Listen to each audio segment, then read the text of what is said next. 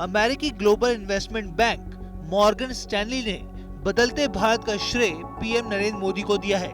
Morgan Stanley ने अपनी एक रिपोर्ट में दावा किया है कि पीएम नरेंद्र मोदी की लीडरशिप में भारत बदल गया है। इस बदलने से मतलब है कि अब एशिया और दुनिया भर में भारत की पूंछ बढ़ने लगी है और आने वाले समय में वैश्विक अर्थव्यवस्था में भारत का रोल बेहद महत्वपूर्ण होने जा रहा है। मॉर्गन स्टैनली का कहना है कि एक दशक से कम समय में भारत में आए इस बदलाव ने अब भारत को 2013 से एकदम अलग बना दिया है। इस दौरान ग्लोबल इकोनॉमी में भारत ने मजबूत पोजीशन बनाई है।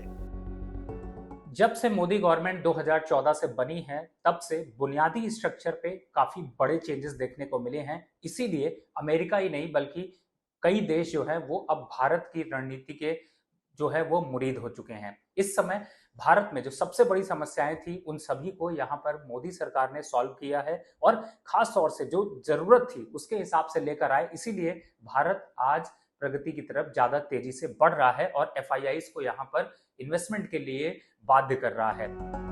मॉर्गन स्टैनली के मुताबिक बीते 9 साल में मोदी सरकार के सत्ता में आने के बाद 10 बड़े बदलावों से देश की स्थिति में ये परिवर्तन देखा जा रहा है, जिनमें शामिल है कॉर्पोरेट टैक्स की दर को घटाकर दूसरे देशों के बराबर किया जाना, बुनियादी ढांचे में निवेश बढ़ाना, GST को लागू करना, सप्लाई साइड नीति का सुधार, अर्थव्यवस्था को औपचारिक बनाना, बैंकों में डायरेक्ट ट्रांसफर लागू करना, इंसॉल्वेंसी एंड बैंक्रप्सी कोड लाना, FDI पर फोकस करना और मल्टीनेशनल कंपनियों की भावनाओं का जिक्र। रिपोर्ट के इन 10 बदलावों के दम पर नया भारत बन रहा है और इसकी मिसाल GST के तौर पर दी गई है, क्योंकि ये एक ऐसा टैक्स है जिसने करीब दर्जन भर अलग अलग टैक्स की एक जगह ले ली है।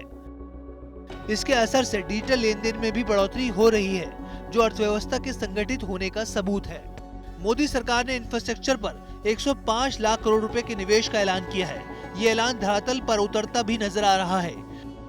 नेशनल इंफ्रास्ट्रक्चर पाइपलाइन के जरिए किए जा रहे इस निवेश से देश में नेशनल हाईवे का निर्माण तेजी से हो रहा है। इसके अलावा भी ब्रॉडबैंड के बढ़ते सब्सक्राइबर, अक्षय ऊर्जा के क्षेत्र में निवेश और रेल मार्गों के बढ़ते बिजलीकरण को इसमें शामिल किया गया है।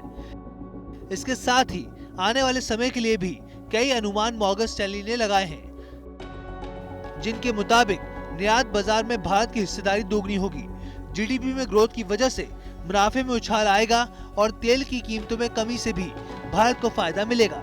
इसके साथ ही अमेरिकी मंदी का भी भारत पर सीमित प्रभाव होगा और साथ ही वैल्यूएशन के मामले में भी री-रेटिंग होने की संभावना है।